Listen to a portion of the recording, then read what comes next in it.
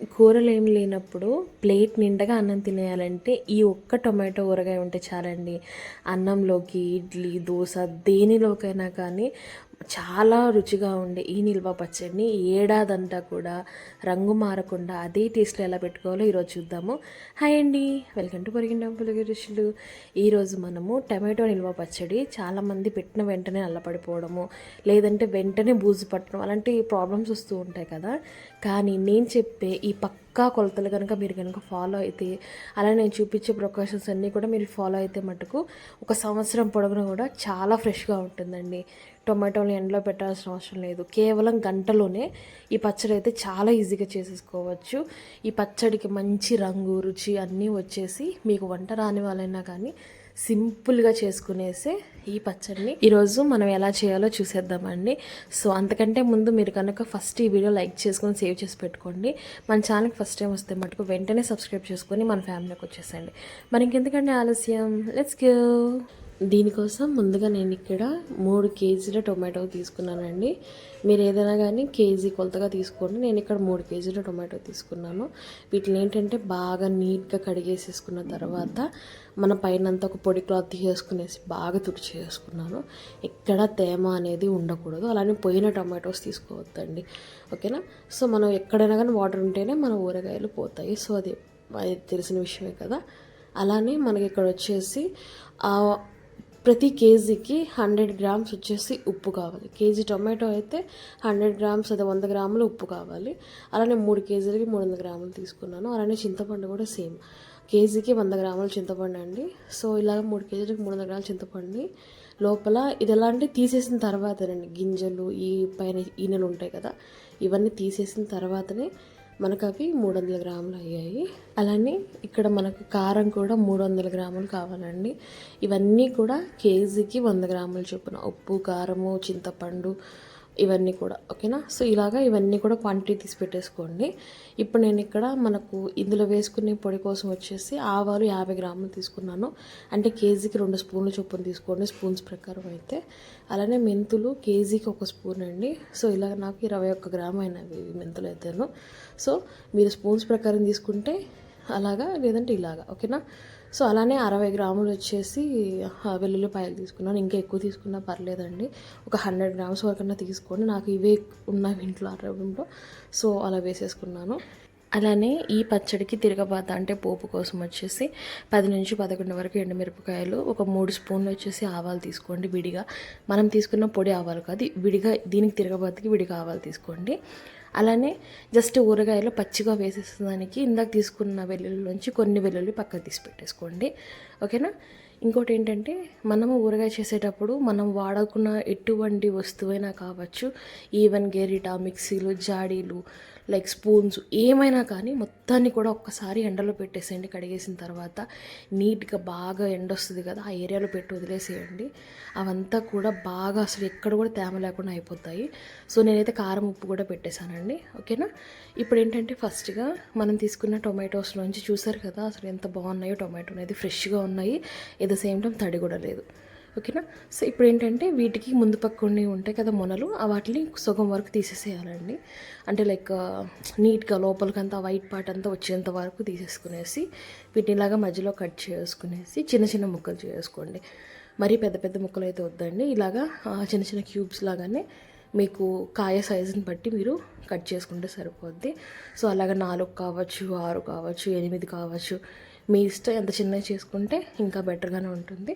So ఇలాగ నేను అన్నీ కూడా మొత్తం అన్ని టొమాటోస్ని తీసుకున్న 3 కేజీల టొమాటోస్కి తీసుకున్నాను. నీట్గా బుజ్జి బుజ్జి క్యూబ్స్లో చేసుకున్నాను. అలానే వాటి వేస్ట్ అంతా కూడా మనం నీట్గా మొత్తం కూడా తీసేసుకున్నాను, ఓకేనా. ఇప్పుడు ముందుగా మనం ఒక ప్యాన్ తీసుకునేసి అందులో ఫస్ట్గా మెంతులు వేసేయాలి. మెంతులు వేసేసిన తర్వాత ఒక బాగా ఇవి కలర్ మారాలండి. లో ఫ్లేమ్లోనే గోల్డెన్ బ్రౌన్ కలర్ వచ్చేంత వరకు ఫ్రై చేసుకోవాలి, ఎక్కువ మాడపెట్టద్దు, ఓకేనా. సో ఇలాగ ఒక హాఫ్ భాగం వేగిన తర్వాత ఇందులోనే ఆవాలు కూడా వేసేసుకోవాలి. సో ఆవాలు కూడా వేసేసిన తర్వాత మొత్తాన్ని ఒకసారి కలిపేసేసుకొని ఇవి కూడా బాగా వేగాలి. కొంతమంది జీలకర్ర కూడా వేస్తారండి, బట్ మేమైతే వెయ్యము. పచ్చడి కూరలు ఉండదనేసి ఒక చిన్న డౌట్, సో మేమైతే వెయ్యమండి. ఇవి 2 వేసుకుంటే మటుకు ఒక సంవత్సరమైనా ఈజీగా ఉంటుంది మీరు కానీ ఎక్కువ క్వాంటిటీ పెట్టుకుంటే. సో ఇదన్నీ వేసేసిన తర్వాత ఆవాలు ఇలాగ చిట్టపట్టమంటూ చూడండి, మీరు బాగా చూడండి, చిట్టపట్టమంటూ మొత్తం కూడా అలా అవుతున్నాయి కదా. సో ఇంకా వీటిని పక్కన పెట్టేసుకొని ఫ్లేమ్ ఆఫ్ చేసుకునేసి మొత్తాన్ని కూడా బాగా పూర్తిగా చల్లారనివ్వాలి. ఓకేనా. ఇప్పుడు మళ్ళీ స్టవ్ మీద ఒక గిన్నె పెట్టేసుకోండి. నేను 3 కేజీలు తీసుకున్నాను కాబట్టి ఇలాగా పెద్ద గిన్నె తీసుకున్నానండి, స్టీల్ది. సో వీలైనంత వరకు స్టీల్ది ప్రిఫర్ చేయండి, ఎందుకంటే ఊరగాయల పులుపు అవన్నీ వేసినా కూడా ఏం కాదు. సో ఇలాగా ఇందులోనే మనము ఏం నూనె గిన ఏం వేయకుండానే డైరెక్ట్గా టొమాటో ముక్కలు వేసేసుకునేసి జస్ట్ ఒకసారి కలిపేసేసుకోండి. బాగా కలిపేసేసుకున్న తర్వాత ఏంటంటే మనము హై ఫ్లేమ్లోనే ఇవంతా కూడా సాఫ్ట్గా అయ్యేంతవరకు మనము మధ్య మధ్యలో కలుపుకుంటూ ఉడకబెట్టుకోవాలండి టొమాటో అనేది. సో మీరు అది అప్పుడప్పుడు చూసుకుంటూ మొత్తాన్ని కూడా మనం అడుగు మాడకుండా అలా కలుపుకుంటూ ముక్క అనేది మెత్తగా అయిపోవాలి. చాలా వరకు వీలైనంత వరకు మొత్తం కూడా ముక్క అనేది తోలు ఊడిపోయేసి పైనంతా కూడా లోపల ఉన్న ఆ పార్ట్ అంతా కూడా బాగా మెత్తగా ఉడికేంత వరకు మనం దీన్ని కలుపుకుంటూ మధ్య మధ్యలో ఇలా కొద్ది కొద్దిగా మ్యాష్ చేసుకోండి. కొద్దిగా మన గెరిటతోనే నేను ఒక దాంతో ఏవైనా కానీ తేమ లేని వాటితోనే చేసుకోండి, తేమ ఉంటే మటుకు ఊరగైపోద్ది. సో ఇలాగా ఆల్మోస్ట్ ఉడికింది కదండి. ఈ టైంలో ఏంటంటే మనము చింతపండు వేసేయాలి. చింతపండు ఉంది కదా, దీన్ని కడగొద్దండి ప్లీజ్. సో కడగకుండానే మనం తీసుకున్న చింతపండు యాజ్ టీస్ వేసేసి ఒకసారి మొత్తాన్ని కూడా లోపలికి పెట్టేసేయండి. ఇలాగా జస్ట్ అంతా కూడా లోపల పంపించేసి వదిలేసేయండి. మూత పెట్టొద్దండి, మూత పెడితే వాటర్ ఊరుతాయి. సో ఈ ప్రాసెస్ అంతా కూడా మనం మూత పెట్టుకుని వేసుకోవాలి. సో చింతపండు వేసేసిన తర్వాత ఏంటంటే ఒకసారి మొత్తాన్ని కూడా మళ్ళీ కలుపుకోవాలండి. వన్స్ మనము చింతపండు వేసాం కదండి, చింతపండు వేసినప్పటి నుంచి ఏంటంటే మనం ఇంకా అప్పుడప్పుడు మధ్య మధ్యలో కలుపుతూనే ఉండాలి, లేదంటే చింతపండు అనేది త్వరగా మాడిపోద్దండి, అడుగు అంటేసి అడుగు మాడిపోయే ఛాన్సెస్ ఉన్నాయి. సో ఇలాగ మనం అప్పుడప్పుడు కలుపుకుంటూ ఇది మొత్తాన్ని కూడా మనకు ఒక మెత్తటి జామ్ కన్సిస్టెన్సీ రావాలండి, మరీ మెత్తగా అవసరం లేదు. సో నేను చూపిస్తున్నాను కదా, మధ్య మధ్యలో అక్కడక్కడ ఉంటుంది. సో ఇలాగ ఉండేస్తే సరిపోద్ది. ఇంకా ఫ్లేమ్ ఆఫ్ చేసుకోండి. నేను తీసుకున్నది ఏంటంటే మంచి ఫ్రెష్గా ఉండే నాటు టమోటాలు అండి. దానివల్ల ఏంటంటే బాగా రసం ఊరింది కదా, దీనివల్ల ఎటువంటి ఇష్యూ అవ్వదు మన ఊరకాయకి. సో ఇది న్యాచురల్ థింగ్. సో ఇంకా దీన్ని మనం పూర్తిగా చల్లారబెట్టేసుకుందాము. ఈలోపు ఏంటంటే మనం ముందుగా ఆల్రెడీ ఆవాలు మెంతులు ఫ్రై చేసి పెట్టేసుకున్నాం కదా, మీరు చూడొచ్చు బాగా ఫ్రై అయినాయి బ్రౌనిష్గా, చాలా వరకు పూర్తిగా చల్లారిపోయాయి కూడా. దీన్ని ఇంకా మనం ఏంటంటే మనం ఆల్రెడీ ఎండలో ఆరిపెట్టేసుకున్న ఒక చిన్న మిక్సీ జార్ ఉంది కదా, అందులో వేసేసుకునేసి మెత్తటి పౌడర్ లాగా చేసుకుందాము. వీలైనంత ఫైన్ పౌడర్ చేసి పెట్టేసుకోండి. సో మనం తీసుకున్నది 6 స్పూన్ల ఆవాలు, 3 స్పూన్లు వచ్చేసి మెంతులు అండి. సో అది గుర్తుపెట్టేసేసుకోండి. ఇప్పుడు ఏంటంటే పచ్చడి ఇంకా చల్లారిపోయి ఉంటుంది కదా, సో ఫస్ట్గా మిక్సీ జార్ తీసుకునేసి అందులో కొన్ని వెల్లుల్లిపాయలు వేసేసుకోవాలి. అలానే కొద్దిగా కారం వేసేసుకునేసి అలానే ఒక 2-3 స్పూన్లు వచ్చేసి సాల్ట్ కూడా యాడ్ చేసుకోండి. సో ఇదేంటంటే మనం అన్నిటికీ వేస్తాము, బట్ ఒక దాంట్లోనే ఉండకుండా ఇలాగ మధ్య మధ్యలో వేసుకుంటూ ఒక్కొక్కదానికి ఒక్కొక్క బ్యాచ్ కింద తని వేసుకుంటే మనకు మొత్తం కలుస్తుందని అలా వేస్తారండి, అంతేను. అలానే మనం పౌడర్ చేసి పెట్టుకున్న ఆ ఆవాల పొడి కూడా వేసేసుకునేసి చల్లారిన టొమాటో పికిల్ కూడా వేసేసుకోవాలండి. దీన్ని మెత్తగా మిక్స్ పట్టించేసేసుకుందాము. చూస్తున్నారు కదండి, ఇంత ఫైన్గా మనము కొద్దిగా బాగా మెత్తగానే స్మూత్ పేస్ట్ లాగా చేసేసుకోవాలి. సో మీ దగ్గర గ్రైండర్ కానీ ఉంటే గ్రైండర్లోనే వేసేసుకోండి, నో ప్రాబ్లం అండి, ఇంకా పర్ఫెక్ట్గా వస్తుంది. సో ఇలాగ నేను చూపిస్తున్నాను కదా, ఎక్కడ కూడా టొమాటో అనే ఉండదండి. సో ఇలాగ మొత్తాన్ని కూడా మనం గ్రైండ్ చేసుకున్న తర్వాత ఒక గిన్నెలోకి తీసి పెట్టేసుకోండి. మనం ఏ గిన్నె వాడినా మనం ఫస్ట్గా గుర్తుపెట్టుకోవాల్సింది తేమ లేకుండా ఉండాలి. నేను మళ్ళీ చెప్తున్నానండి, తేమ ఉంటేనే మన ఊరగాయ పోతుంది. తర్వాత ఇంక అప్పటి నుంచి ఏంటంటే నెక్స్ట్ బ్యాచ్ కూడా సేమ్ ఇలానే కొద్దిగా ఉప్పు కారము అలానే ఆ పౌడరు కొన్ని తెల్లగడ్డలు వేసేసుకునేసి అదే వెల్లుల్లి వేసుకునేసి మనము ఆల్రెడీ ఉడకపెట్టి చల్లారబెట్టుకున్నటువంటి టొమాటో పేస్ట్ కూడా వేసేసుకుంటాము. సో ఇలాగ మొత్తాన్ని కూడా ప్రతి బ్యాచ్లోలాగా వేసేసుకుంటూ మొత్తాన్ని కూడా మళ్ళీ మెత్తగా వేసేసుకునేసి మనం ఏ గిన్నెలో అయితే వేసేసుకున్నామో ఆ గిన్నెలో వేసేసుకుంటాము.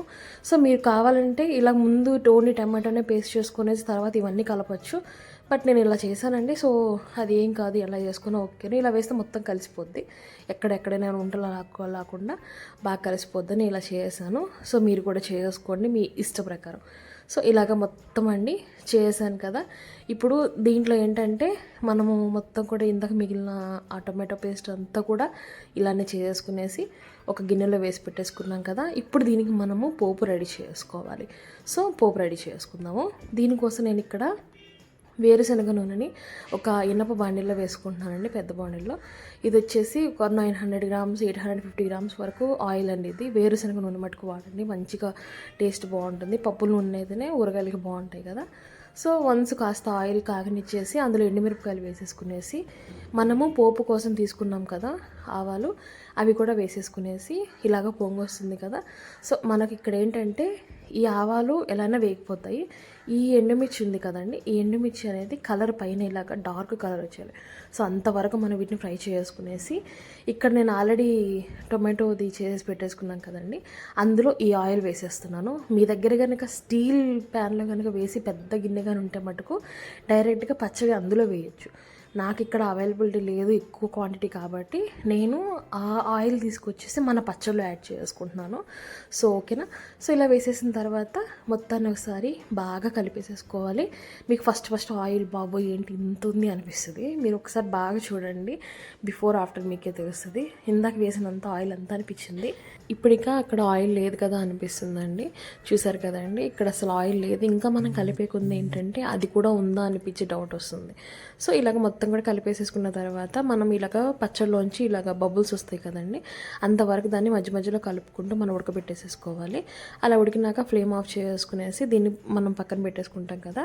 ఆ టైంలో ఏంటంటే మనం ముందుగా ఒలిచి పెట్టేసుకున్నాం కదా వెల్లుల్లి రబ్బలు, అవి పచ్చి వేసేసుకోండి. ఇవి భలే ఉంటాయి ఊరిన తర్వాత. సో ఇవి వేసేసుకున్న తర్వాత మొత్తాన్ని కూడా కలిపెట్టేసుకున్నామంటే ఇది మొత్తం పూర్తిగా చల్లారేసి పెట్టేసుకునేసి మనం ఏదైతే జాడీ తీసుకున్నామో అందులో పెట్టేసుకుంటే సరిపోతుందండి. చూసారంటే కాసేపటికి అప్పుడు ఆయిల్ లేదు కదండి, మళ్ళీ ఆయిల్ అనేది పైకి ఊరుతుంది. ఈ ఆయిల్ అనేది మనకు పైన ఆయిల్ ఖచ్చితంగా ఉంటేనే పచ్చడి అనేది బూజు పట్టకుండా చెడిపోకుండా ఉంటుంది. మీకు ఒకవేళ ఆయిల్ కానీ తక్కువ అయితే మళ్ళీ కొద్దిగా ఆయిల్ కాగబెట్టేసుకునేసి వేసేసుకోండి. సో అది ఎప్పుడైనా కానీ మనకు ఆయిల్ ఎక్కువ అనిపించదు. ఇప్పుడు ఏంటంటే ఇంకా మనం ఈ పచ్చడి మొత్తాన్ని ఒక జాడీలోకి తీసేసుకుంటున్నాము. ఈ జాడీలోకి వేసేసిన తర్వాత ఏంటంటే ఈ జాడీ ఆల్రెడీ మనం బాగా పూర్తిగా ఆరబెట్టేసిన జాడీ అండి. సో ఇంకా ఆయిల్ మొత్తాన్ని కూడా దీంట్లోకి ట్రాన్స్ఫర్ చేసుకునేసి ఇంకా మనం దీనికి మూత పెట్టేసుకునేసి ఒక 2 days అయినా కావచ్చు. మీరు డైరెక్ట్గా ఆ టైంలో వెంటనే తిన్నా పర్లేదు, లేదంటే 1 or 2 days అలాగా ఊరనిచ్చి తిన్నా కూడా మనకు ఎటువంటి ఇబ్బంది ఉండదండి, ఇంకా బాగుంటుంది. సో అంతేనండి. చూసారు కదా, మన టొమాటో పికిల్ చాలా సింపుల్గా చేసుకున్నాము. ఇంకా నేను దీన్ని మూత పెట్టేసి 2 days తర్వాత చూసాం కదండి, మొత్తం కూడా ఆయిల్ పైకి వచ్చింది. సో ఇలాగానే ఆయిల్ పైకి వచ్చిందంటే మనకు పచ్చడి అనేది ఎప్పుడు కూడా బూజు పట్టదండి, 1 year అయినా బాగుంటుంది. మనం ఏంటంటే జస్ట్ తీసుకోవాల్సిన ప్రికాషన్స్ ఏంటంటే మనం మన ఊరక తీసుకోవాలనుకున్న ప్రతిసారి ఏంటంటే పొడిగా ఉన్న అదే బాగా ఎండలో ఎండిన గేరిట మాత్రమే వాడాలి, తడి గేరిటగా మటుకు పెట్టకూడదు. సో అలా తీసుకుంటూ ఉంటే పచ్చడి ఏడాదంతా బాగుంటుందండి. సో మీరైతే తప్పకుండా ట్రై చేయండి. మన ట్రెడిషన్ ప్రకారము మన ఊరగాయ పెట్టిన గిన్నెలో ఆల్రెడీ వేడివేడి అన్నం వేసుకొని తిన్నాము, అదొక టేస్ట్ వేరే లెవెల్ ఉంటుంది కదా. సో నేను అలా వేసుకొని తిన్నానండి. నేను చెప్తున్నాను కదా, ఎక్కడా చేదు లేదు, అసలు చాలా అంటే చాలా టేస్టీగా ఉంది. ఈ వీడియో పెట్టే టైంకి అయితే హాఫ్ ఆఫ్ ద ఊరగాయ నేను పెట్టిన ఊరగాయ అయిపోయిందంటే నమ్మండి. సో మీరైతే వెంటనే ఈ క్వాంటిటీ కాకుండా కొద్దిగా తగ్గించుకునేసి ఖచ్చితంగా ట్రై చేసి నాకు చెప్పండి. నేను చెప్పిన ఈచ్ అండ్ ఎవ్రీ టిప్ కావచ్చు, ప్రికాషన్స్ అయితే ఫాలో అవుతూ కనుక మీరు కూడా ఊరగాయ పెట్టుకుంటే మటుకు మీరు కూడా వంట రాని వాళ్ళైనా కానీ పర్ఫెక్ట్గా చేసుకోవచ్చండి. సో మీరైతే ట్రై చేస్తారు కదా, ట్రై చేసేది ఎలా వచ్చిందో నాకు కామెంట్ చేసి చెప్పండి. లైక్ చేయండి, షేర్ చేయండి, సబ్స్క్రైబ్ చేసుకుని మన ఫ్యామిలీలోకి వచ్చేసేయండి. Thanks for watching.